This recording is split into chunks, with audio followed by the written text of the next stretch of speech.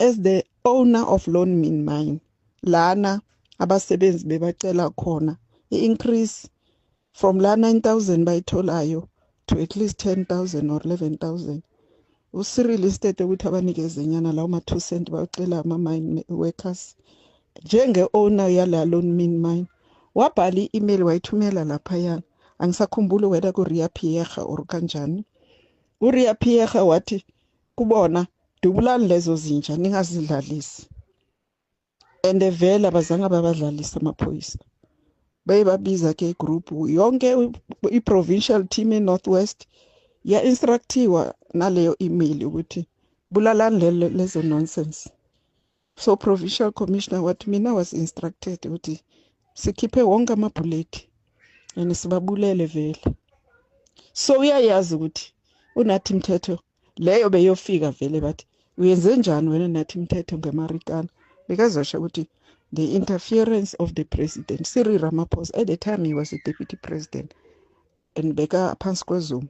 uNathi Mthetho was deployed and by uZuma, and uyayazi ukuthi there's no way that Nathi Mthetho was going to implicate uZuma because they had a very good working relationship. There was this case yahlala le Northwest yona le yaMarikana.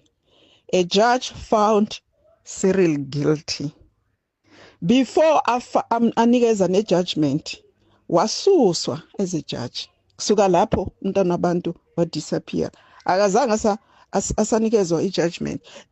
This president wathi Cyril isigebengu se-number 1 la eSouth Africa. So lama commission abulala abantu la. In the first place, there was no need a commission. There was no need. Like he did with the 2 DA members wabasusa without explaining to anyone. Marumaguza laba bakhe ama-comrade.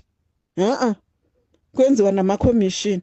The very same umchunu lo okhona ku CR17 bank statement. Ukhona umchunu.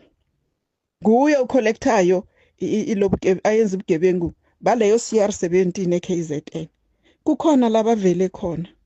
Umcuna asebenzise ngisakhumbula bathi i-account yomntanakhe la kufakwa khona lezi mali ze-CR17 and then ke uZizikodwa wasebenzisa his wife Fikile Mbalula wasebenzisa yakhe account. The judges are also there bayabhadalwa including the NPA head naye that's why NPA feel so. Naye athola nayo khona kula payroll ye-CR17. Ngiyamthanda u-advocate